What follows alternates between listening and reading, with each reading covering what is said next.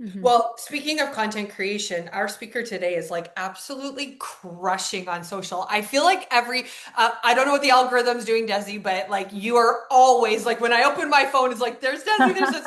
And I mean, she's really easy to look at because she's so beautiful. And then that beard, I mean, obviously we want to see more of Tyson. So, anyways, guys, we're really excited to have Desi and Tyson Williams coming to you live here on Rocket Fuel today. This is a power real estate couple. Uh, if you are looking to get market share, this is going to be the session that you're going to learn exactly how it's done. They have 30% market share, get this, in a market where there's only 10,000 homes. So if they can do it, anybody within the sound of my voice can do it.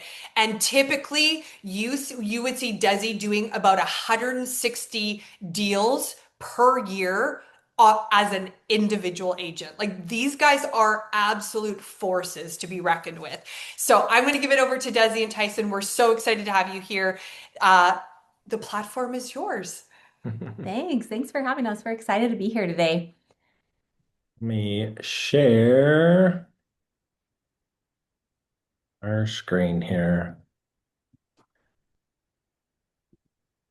Okay, kick us off. All right, perfect. Well, today we want to share with you guys our business in a box framework. And for our business, we're talking about being $1 million agent. And, Amy kind of already touched on it, but, we do have the credentials. I just got our 1099s from the brokerage. Like Desi pulled in 1.3 million. The team with three other agents did another million. And, not saying that to brag, but I wanted to say it so that you guys know that we're actually doing it. We're living it now. And it's not something that we did 10 years ago. Like this is our business now. Yeah, we're And in the trenches with you guys. also, we have two of the top 20 agents of all of Real. Desi and Dawson are both part of our world. And, it's easy to or I just, wanted to share that with you guys so that you know that we know what we're talking about. Before we get in too deep, we wanted to head off any excuses that you might be thinking as to why you can't do more business. So maybe it's, I can't do it because I'm new. Well, guess what, guys? Dawson's only been in the business 2 years. Last year, he closed 75 transactions. Or maybe you can't do it because you don't have a sphere of influence. Well, we moved to a new market just a few years ago with no friends, no family, and I went from 0 deals to #1 in the market in just 3 short years. Sorry. Maybe Wow. you can't do it because you have you have kids. Well, guess what, guys? I have 5 kids. So if you have 6 kids, you probably can't do it. That's true because 5 really pushes you over the edge, makes you a little crazy. I But if feel you like want you to find just an literally excuse, like put an end to any excuse that anybody could possibly come yeah. up with. Yeah, it's like if you want to find an excuse as to why you can't do something, I'm sure you can find it. But for everyone else, what we want to do is we want to share what's helped transform our business, and we know that it could transform yours as well. Um, there we go. So we wanted to start by sharing, as we have built our business, we like to look at opportunities through four lenses so that, it's kind of like a little test that we want to make sure that we're doing the right thing and not just saying yes to everything. Because I know as agents, we get a lot of shiny object syndrome. So what And we some stuff is like, I kind of do want to say yes to this. But we found that the things that we say yes to that don't check all 4 of these boxes are things that ultimately kill our soul slowly from the inside. So the first one is it has to make money. We're in a business to make money. We love nonprofits, but we really don't want that to be our main business. I know sometimes people feel weird about talking about money or making money. And, we do it not because, we just love money, but it's for the good that money can do. Yeah, like for example, this year, because of the money I made, my grandma got home from well, she was supposed to come home from the hospital, but they wouldn't let her come home because her house wasn't set up correctly. And so my mom called me and she was crying. She's like, I just don't know how we can do it. It's going to be a lot of money. I don't know how we can remodel this to make it work so that she's able to come home. And I just wrote my mom a check, and it felt really good to be able to do that for my grandma. So, Oh, Tony asked if our family helps with the kids. We actually don't live by any family. So Yeah, we our kids kind of fend for themselves. Like we usually just give them a box of goldfish in the morning and tell them we'll feed them later on that night, and they do all right. So Hey, I'm joking. Desi and Tyson, you guys may get into this, but what is your background? Was real estate kind of like post high school, post college? You just got into real estate, or how'd you guys get into it? No, so Tyson was a CFO for a long time, and my background's in early childhood education. I was going to teach preschool, but then I realized I don't have the patience to deal with little other guys people's all kids. day. And so I was a stay-at-home mom for a long time, and then Tyson got me real estate books for Christmas one year. Such a gift. So That's awesome. Well, it could have been, yeah, it's better than a vacuum cleaner or something. I was just What gonna say, I he don't know got me whether that That for was a different Valentine's. year, He got me Joe. that for Valentine's Day actually this year. what part of Idaho are you guys in? We're in Burley, Idaho, so we're 2 hours from Salt Lake, 2 hours from Boise, two from Sun Valley, two from Idaho Falls. We're kind of right in the middle of anything fun. Yeah, I tell it to my clients, 2 hours from fun in any direction. So. That's fun. Our second one is purpose, right? Because having all the money in the world is useless if you don't have purpose. So it either needs to give us meaning and purpose directly, or it needs to give us more funds that we can use to find our purpose. The other thing is freedom. We're not interested in doing things that just drain us of all of our time. And like we said, we have 5 kids, so we've got to be very protective of our time. Um, So any new things we do either need to take a very small amount of time or be something that somebody else can do. And then number four is the compounding. To me, compounding means that it feeds into other things that we're already doing, or within itself, it provides future growth.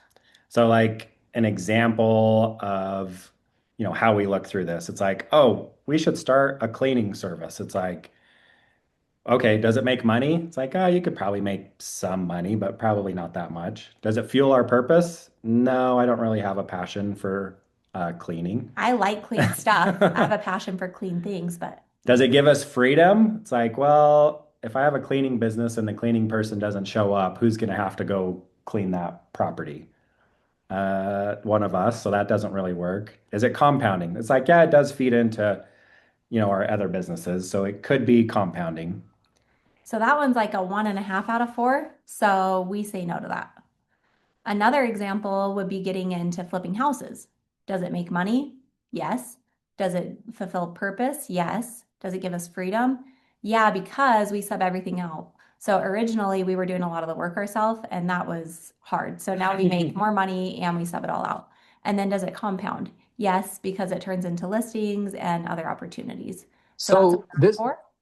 yeah, this is really smart. Do you guys have, because Taylor and I go through this process as well. Raquel and I met actually through Brett Tanner, and Brett preaches this a lot. And his whole thing is, um, typically he has a number. So he goes through these metrics and he's like, and can I make, well, number one, like, can I make, I think his threshold is like a 500,000 a year.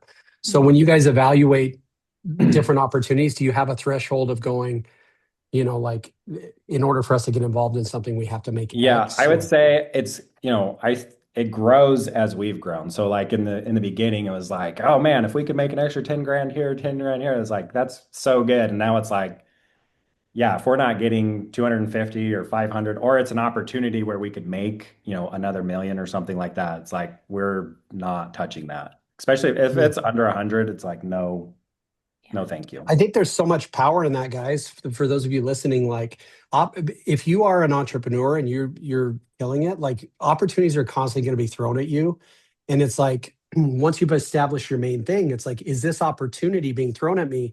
There's so much power in saying no, believe it or not, which is 100%. crazy because we all want to say yes, but there's so much power in saying no. So when we talk to agents and even in our own business, we find that they kind of have the same problems and they either have one or all four of these. The first one is not enough opportunities. The second one is they're on this money roller coaster. Like one month they might close 2 or 3 deals and then it's like zero, zero, zero. And then it's like, okay, finally got like another deal. And then it goes back to zero. They also feel burnout, overwhelmed. That's a common one. And finally, no visibility. They're not really sure where their business is coming from, how much money they're making, and they're kind of running on a gut feel. Yeah, so we want to share with you guys what we do to overcome these four problems. And like, if you guys have ever felt any of these, put a one in the chat. Has anybody Or in the chat ever felt like they don't have enough opportunities or burnout? if you Yeah. felt all four, put a four in the chat. That was me. Yeah, Yeah, tons of burnout too. people Yeah. feeling it. So how do we combat the no opportunities? We've got to get leads every day. And then how do we work through the money roller coaster? You've got to install the formula of conversion. And then you've got to grow through systems and leverage to avoid the burnout. And then you've got to start taking ownership and treating your business like an actual business to get more visibility. So we'll start with our leads every day. So it's broken down into three. So the first one's outbound. So outbound, this is your DMing people on social media.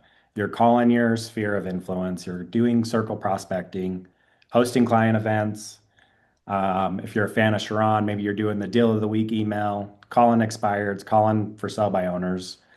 And like the outbound are nice because they're cheap or free. And like when we moved to this market a few years ago, we didn't have any sphere of influence. We didn't have anybody. And so I would go to the park. I'd go meet moms at the park, stalk them down. I'd meet people at the library. I would call for sell by owners and expireds at nap time. And then I found a geographic farm where I would go door knock 750 homes. And then you've also got your inbound leads. So these are leads that are calling you. So you've got like sign calls, website, social media, market updates, open houses, YouTube, or paid. We're big fans of paid leads. Yeah, so paid, there's things like Google PPC, there's Google LSA. If you're into Zillow or Realtor, there's also Meta ads, mailers. We do mailers, TV commercials, paper lead, billboards. There's also, referral companies like Homelight or Dave Ramsey. So tons of ways that you guys can get leads. And then one of my favorites is through partnerships. So you've got agent referrals, you've got business referrals. For the business referrals, we do business spotlights where we'll pick a local business, we'll go interview the owner and post them on social media, and then we kind of collab on it. And it does a couple of things. This is one of my favorite ones because at first the businesses were like, oh, that seems weird. I don't like to be on camera. But now we have a wait list of businesses that want to be spotlighted on our social media. And the business owner is grateful because you're driving more traffic into their business. But what I found is the business owner's friends and family really appreciate how supportive you're being of that business, and they start sending people to you. And so, because of these spotlights, we've helped several family members buy and sell and even found some investors through it. So, you've also got So, Lynn. Oh, Go ahead. oh, I was just going to ask. So, because I'm obsessed with this. Amy and Raquel and I have talked about this a lot when it comes to agent attraction, but I love that you have outbound number one because Desi, it seems to me like that's the thing you can control. Like to some degree, inbound and partnerships you can control, but that argument between outbound and inbound, I call it proactive and reactive. It's like it's hard to control the inbound, but that doesn't give you an excuse to just sit there and go, well, I guess nobody's calling me today, so I'm not going to do anything. yeah. So you prioritize specifically outbound stuff. Like if the inbound's not coming, you're always outbound. Am I right? Yep, absolutely. How much time do you spend a day on outbound? So my prospecting time is from 9 a.m. to 11. And then if I don't have any appointments in the afternoon, then I hit it again from 12 to 3-ish. I'd say usually in that time frame, you're doing outbound, but also responding to inbound as well. Yeah. So it's both in there. Have you found the outbound harder, Desi, as you've gotten more and more successful? Like has it become harder to do it's like I know right now, if I get up from this desk and go knock doors, I'm going to get a deal. Yeah, I may have to knock for hours, but I'm going to find somebody willing to sell their house. Is it harder to do the outbound as you've gained success? Yeah, it has been a lot harder because it's way easier to just wait for people to call you.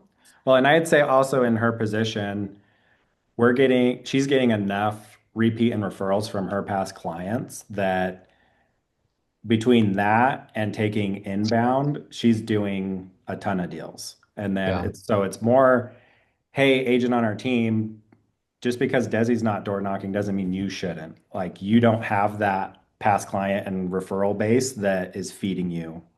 But I love outbound. So if one of our new agents is like, oh, I want to go door knocking, how do I do it? I'm like, well, come with me. Let's go door knock together because it's so fun to get out there and just because it works, right? The work works. And like you said, you can control it. And so as a newer agent, like outbound should be something that you implement. Yep. Do you ever get freaked out and the inbound flow just isn't coming?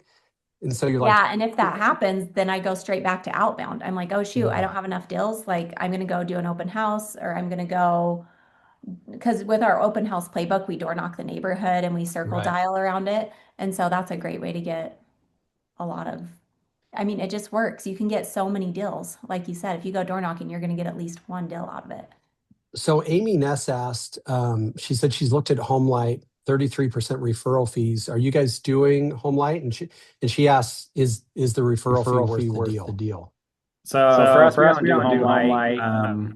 We were just sharing some different ways. We've looked at different ones, but we've gotten enough from like our PPC and Meta, and that we don't get into the referral game just because Yeah, that is expensive. But if you don't have any business, get some business going. And if it takes paying a referral fee, pay the referral fee.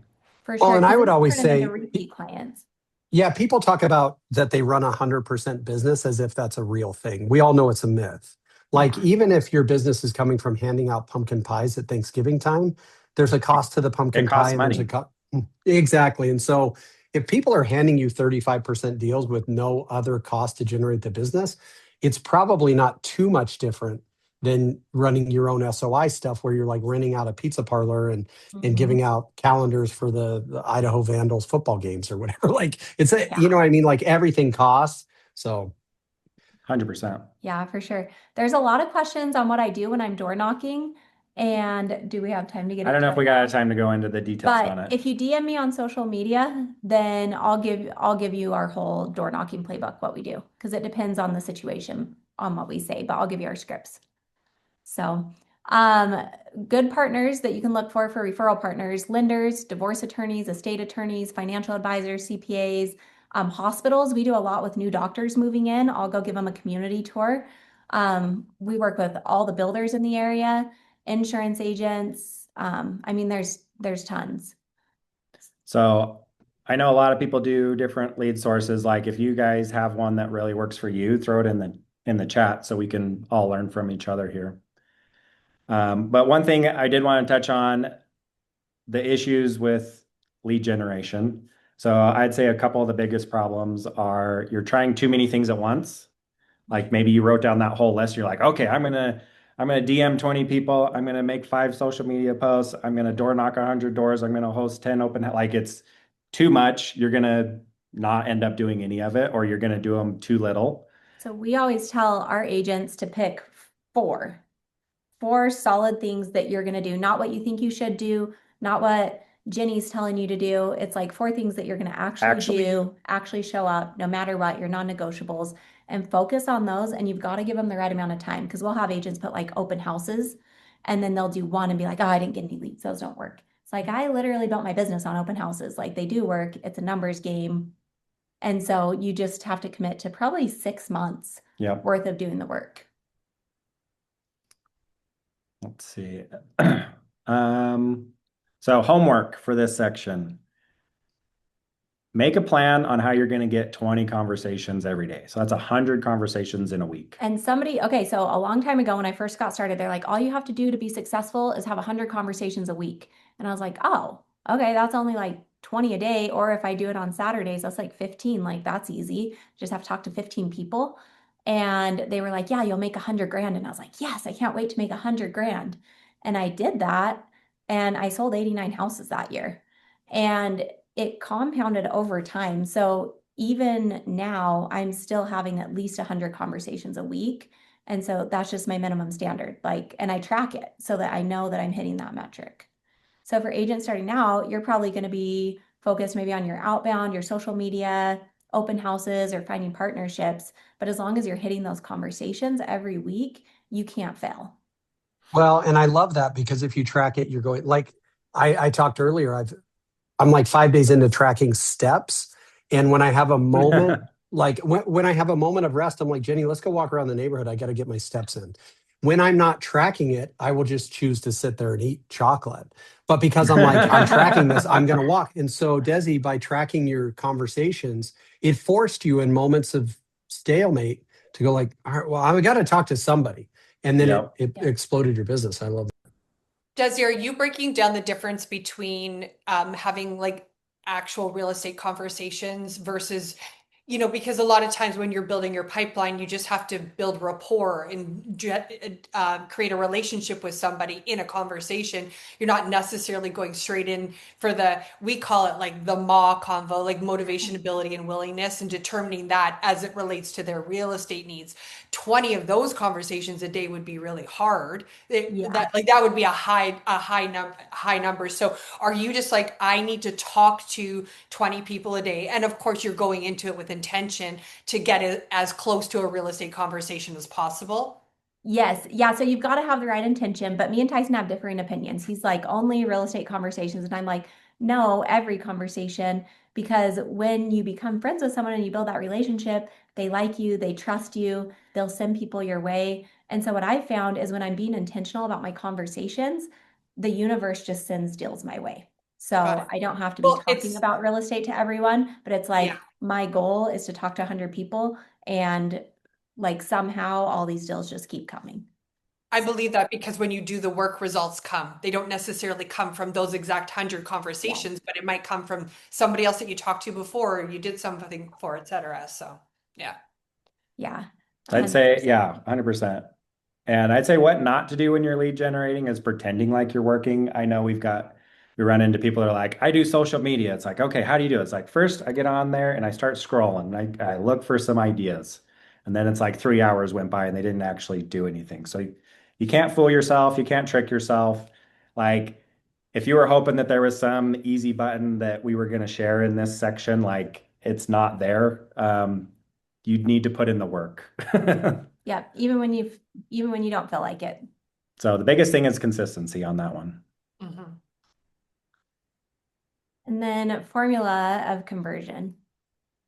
So this one is where you've got your lifetime nurture. So the first thing you need to do to have lifetime nurture is a CRM. And I fought the CRM. Like he's like, you should use this. And I was like, no, you're stupid. Go back to your accounting job.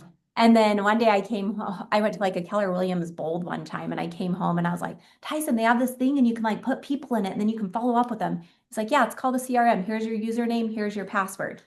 And so what we found is that kind of stops the leaky bucket. So you're working so hard to get all these people into your world, and then they're falling through the cracks. But when you have a CRM, you're able to follow up authentically because it's like, oh, hey, Jim, like last time we talked, your mom had just had a knee replacement. I was thinking about you today. How's your mom doing? Like, how's her recovery been?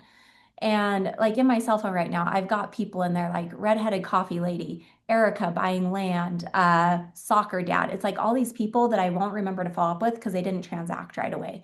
But now I've got people in my CRM where it's like, oh, Annie came through an open house 3 years ago. I've followed up with her every quarter and she's never responded one time. And then I was just like, hey, Annie, just thinking about you. Hope you're doing good. My quarterly check in and boom. Oh, hey, Desi, so great to hear from you. Could you write an offer on this house? I'm like, oh, hey, Annie, you're alive. Like, that's cool. Yeah, I'll write an offer for you. No problem. So get your Well, CRM, segment it. So we use hot, warm, nurture, our private closed clients, and cold. And then we have set up a follow-up sequence that just we follow up with them until we die. Yeah, or they die, whichever I don't know happens if first, you get right? notified that they die. So you might be following up with some Yeah. dead people. I don't know. I think I this is think so important, we've all guys. had those phone calls at one point where we Well, and we all have mental capacity. Like the longer you're in this business, the more garbage you have in your brain. I do this not only CRM, my Gmail, I use trash, snooze, or archive to where like every day I get my inbox to zero. And then the next day I wake up and it's like, hey, you have these 15 things you need to address. And it's like, I don't know how people function when they try to remember things. Like, I don't try to remember anything. I try to have technology remind me of things, which that's the actual power of the CRM. It's like, if you're just like, well, I'm never going to forget Julie because I love her and I need to check on her. And then 3 days go by and you're like, holy crap, I never texted Julie. Where like you have technology that will just remind you to do that. So you don't have to think about it and you could focus on your marriage, focus on your kids. It's so important. Yeah, it's so good. The next one's the skills. So you're working to get all these people into your world. You've got your CRM, so you're remembering to follow up with them. But if you can't convert, then you're not going to do any business. So you've got to get your buyer's presentations dialed, your listing presentations dialed. You've got to work on your objection handling. So I heard once that it takes about 20 hours of practice to really like have something perfected. And so I've got an agent who they like aren't closing their listings. They're going on listing appointments, but their conversion's really weak. And it's like, well, how many hours have you spent practicing that presentation? And they're like, well, I went through it like twice. It's like, no, you've got to spend 20 hours. And so we do a lot of role play with our team. So like every morning, 8:30, we get them warmed up. We practice on each other. So that way we're not practicing on potential clients. Because sometimes something sounds good in your head and then you say it out loud and the agents on our team are like, whoa, that's a weird thing to say. But like, probably never say that again. So if you are solo, role play with a spouse or a significant other, find an accountability buddy. Somebody on here, Chat GPT. Yeah, you can even role play with Chat GPT. I love it. And I think that's just, it's going to increase your conversion. It can't not increase your conversion. So the next one's be a professional. And, some of these things are simple, but it's just doing it consistently. So it's dress professionally, send a calendar invite. So I know like a lot of people, it's just like, oh yeah, I'll meet you at the house on Wednesday at 2. It's like, send a calendar invite. All the other professionals in the world do it. Even my esthetician, Yeah. my massage therapist, they all send me a calendar invite. Show up early, come prepared, bring MLS data sheets. We like to highlight our MLS data sheet. So we print out the client copy and then we highlight it. And then on the back side, we call the listing agent before every showing and we write out all the insider information. So that way, when you show up with that, the client's like, oh my gosh, they went above and beyond. Like they took the time to print this, they highlighted it, they have all this information on the back. I'll never need to call the listing agent. Like they did a lot of work up front. It switches you from just being a door opener to being a professional that they trust. Another thing that increases your show up rate is doing an on the run video. So hey Mike, I just put in a couple hours getting ready for our appointment this afternoon. Looking forward to see you. They're going to feel guilty about canceling on you if you put in that time. And it just shows that you're already working before you're even getting going. One thing that Sharon said is like before he would go on a listing presentation, he had to have a whiteboard in the back. He'd have their house with the address in the middle. And then it would be like marketing strategy, open house plan, and like all this stuff on the whiteboard. And then he'd take a picture of him with a couple other people that were in the room and send it to him, be like, hey, me and my team are really strategizing on your listing. We can't wait to show you what we come up with, because they won't assume that you're working. You've got to show them that you're working. The funniest thing about Sharon's board is everything was written in black, permanent. Like I think he bought a whiteboard and like permanent markered everything. And then the address was in red. So it was like so obvious that he was, and it was like, it still works. It doesn't matter. I thought that was so funny. Yeah, I love it. Another part of being a professional, we already touched on it, is use your CRM. And then, also be professional online. Like your social media should be professional. It shouldn't be wild and crazy. It should be attracting clients, not repelling clients. Because I would say you've got to appeal to the broader population. So if you're like showing yourself bar dancing and like shaking it on a Friday night at 2 a.m., does that appeal to the majority of the people or maybe just like a small percentage? So I think they want you to be authentic, but be like the authentic version of yourself that's like the best version of yourself.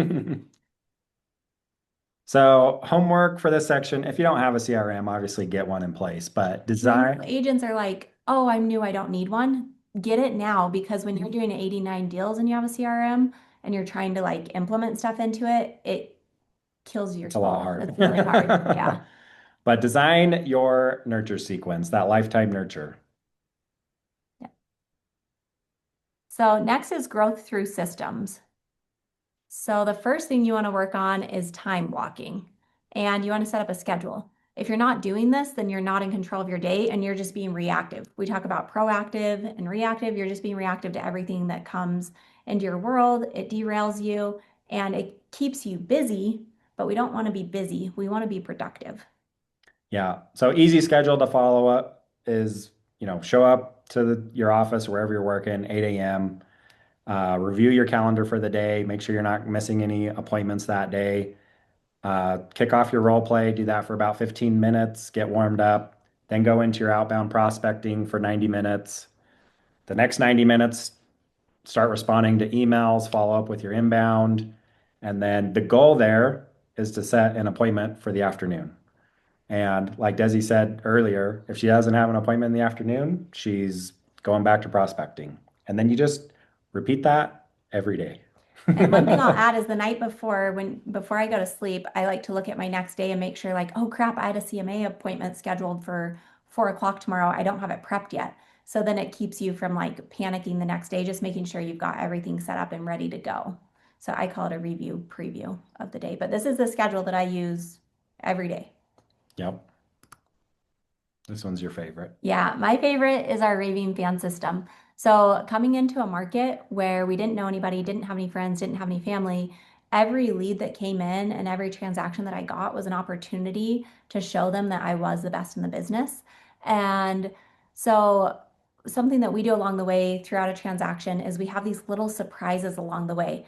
And I really think answering the phone and doing these little surprises is what has gotten us so much business. So the first thing we do is when we go under contract or when they sign a new listing, the next day we have a lady deliver cookies to our office. She delivers like however many a week, and then we have these little boxes and we just put like 4 in a box. Then we tie ribbon around it. Sometimes we'll have balloons. We have like a little helium tank at our office. We write a handwritten card that says something along the lines of, thank you so much for trusting us to help you with one of the most important purchases of your life. We're so excited to work with you and can't wait to make this as stress-free as possible. And then we take it to their place of business, so wherever they work. So, for example, I helped a teacher. I took it to the elementary school. All the ladies in the office were like, oh my gosh, what's this for? So it does 2 things. It makes your client feel super important and well loved. And then the second thing is all their colleagues are like, well, what are those? My real estate agent didn't get me cookies. And so it creates a lot of referral opportunities and a lot of just buzz around it. And then the second part of the transaction, after the inspection contingency, we have like these little kits that we mail out. And so we've got like moving essentials. Oops. So we have like a little key and then we have these stickers. So it helps them like plan their boxes. We have like a roll of tape. We have some Advil packets because like they're going to get a headache. We have an X-Acto knife, some markers, just these little touch points along the way make a big difference. And then after the appraisal, we send them a pizza letter. And this is a hack that I got from my bestie Liz in Alberta. We don't have to pay for the gift cards unless somebody uses them. And so we can send these out all day, and we were spending like $200 to $300 a month just buying gift cards that nobody ever used. And so now the companies that we do like a pizza place, a coffee shop, a soda shop, a steakhouse, the bowling alley, and they just only invoice us when somebody uses it. So once a month we get an invoice, and we're spending like maybe $100 a month versus the 300 that we were spending before. So, and then right after they get this, they call you and they're like, hey, we're so excited. Like, thank you so much. You're so nice. I can't believe like you've just gotten us so much stuff throughout the process. And at that point, I'm like, hey, would you have 5 minutes to do me a quick favor? And they're like, yeah, anything. I'm like, would you mind writing me a quick review? Like, I'll send you the links. It takes, less than 5 minutes. Just write one and then copy and paste it. And they're like, of course. And so I ask for reviews at that point instead of waiting until the transaction closes. And it's great. Yeah. So, and then at the end, at the closing, you don't have to get like some big expensive gift. What we found is the price tag doesn't really matter. It's the intention behind it. So, like one of my favorite gifts I've ever given was these kids were buying a house for their dad. He was a cute little old man. He was like in his late 80s and he loved a garden. And he wanted to plant this special garden where it like grows your vegetables with your flowers. And so I got him a book on how to do that. And then I got him these special heirloom seeds. And I gave it to him at closing with like a little gardening kit, and he just cried and cried. He was so grateful. And his kids were like, that was the most thoughtful gift that anyone's ever gotten us. And so it's just little things like that. And then they'll be referring people to you. So I love raving fans. And then when you close, you put them back into your CRM and then you, Well, they should already be in your CRM, but they just go back into your lifetime nurture because we do quarterly client events, so they get into our invite for that, and we just continue to love on our clients forever. yep. The third one is hiring. So hiring is going to make a huge impact on your business. This is delegating those low dollar tasks so that you can focus on generating business. And this allows you to grow sustainably. It also helps with your burnout. You can go on vacation, you don't lose momentum. I think a lot of the buzz in the industry is like, oh man, you should build a huge team and you should get out of production. And it's so sexy to say, but in reality, like closing your own deals is the most profitable thing that you can do.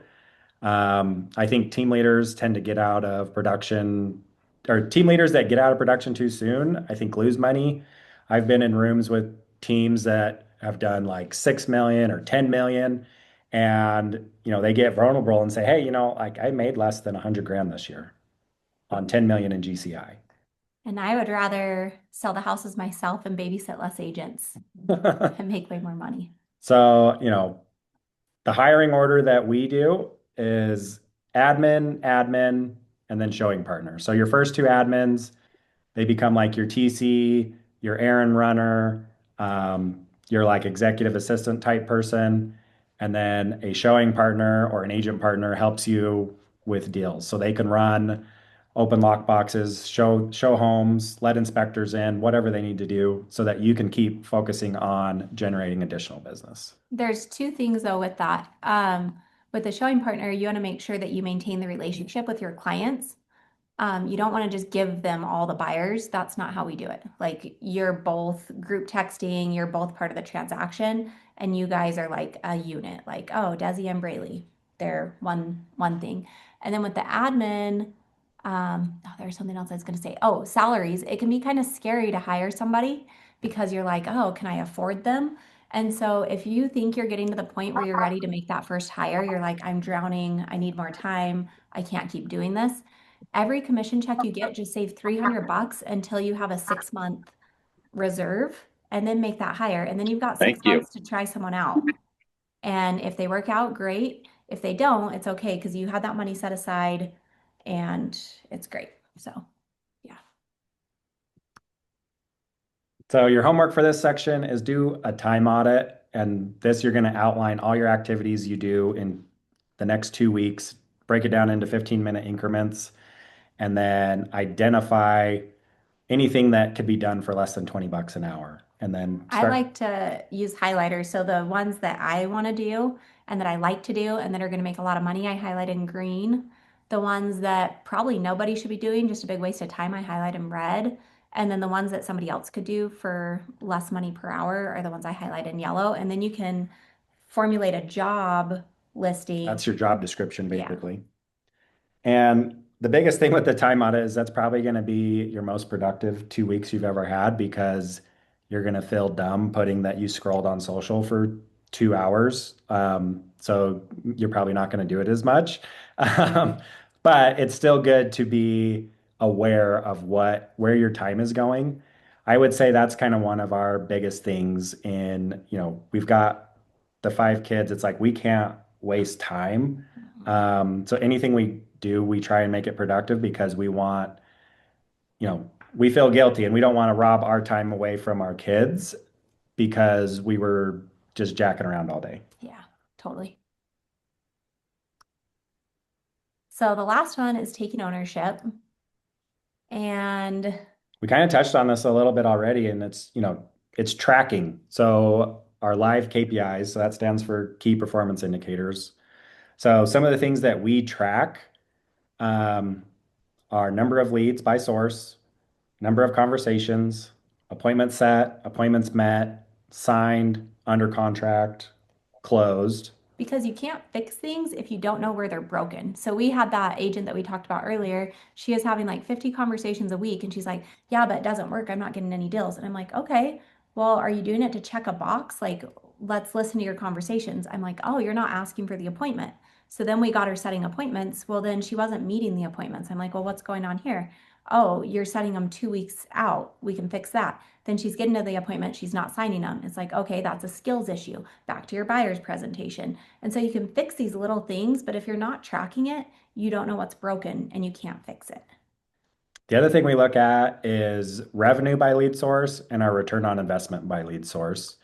And I would say this is probably one of our biggest mistakes that we made was not tracking that ROI by lead source because we were like, oh, we're doing good, we're making money, like we don't need to even like worry about it.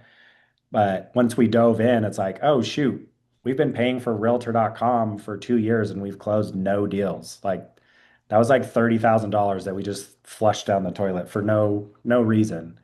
And And I no, think as agents, sometimes I think something that we do is we just think the GCI is how much money we're making, and that is not the case. If you think that's how much you're putting in your pocket, like you're not going to be able to grow, you're not going to be able to scale. and I'd say Joe already touched on it too. Like, even if you're a referral only agent, you have expenses. If you're doing pop buys, if you're doing client events, if you're doing client gifts, like all of that feeds into, your return on investment on your past clients in your sphere.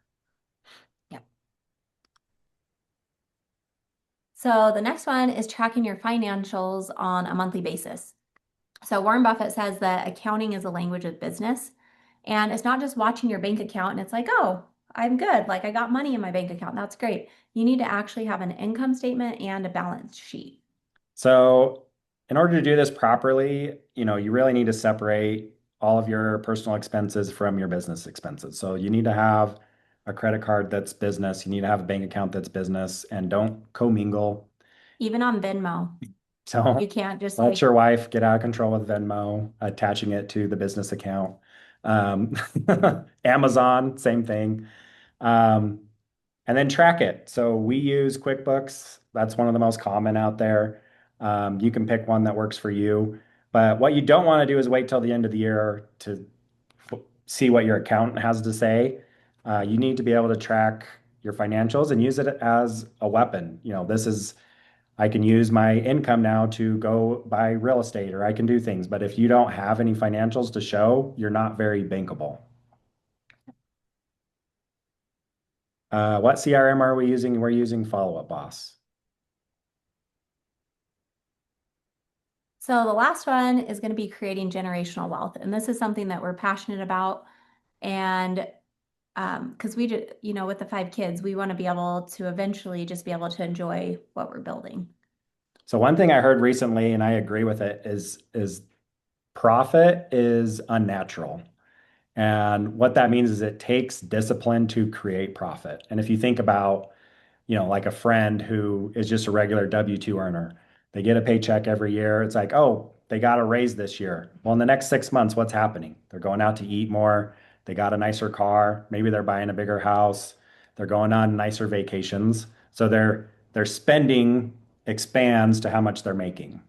Yeah, the same thing happens in your business. You have a couple good months, then you get a new car, you add a few new lead sources, and you just like eat away that profit. It's the first thing that goes. So we found the best way to create that generational wealth um, is you have to invest first. So you got to pull out your money, be strategic about it, and that stops you from just spending everything that's available. Um, and along with this is tax planning. So you're able to work with your CPA and figure out how can you invest to help reduce your taxes because we're real estate professionals. We get a lot of tax benefits. But if you're not tracking and you're waiting until April of the following year to figure out how much taxes you are going to owe, like you're too late. There's nothing you can do at that point. So having the financials in place and having a plan on where your money is going is going to set you up to help build that generational wealth. So your homework for this section is I want you to look back at the last 12 months. Where did all of your closings come from? And then I want you to calculate your ROI. And then also pick a financial tracking tool like Wave, QuickBooks. Yeah, if you're not tracking, make sure you're doing that as well. But look at your your closings for the last year and make a decision. Maybe you need to cut some lead sources, or maybe you need to double down. It's like, oh man, I did 4 open houses and got 3 deals. Why didn't I do like 50 open houses? So quick recap on your homework. So figure out how to have 20 conversations a day. If you don't have a CRM, get one set up ASAP and set up your nurture campaign. Get your time audit done and identify those sub $25 or $20 an hour tasks.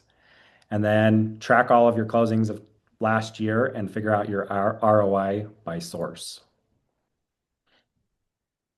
So this is going to be your business audit.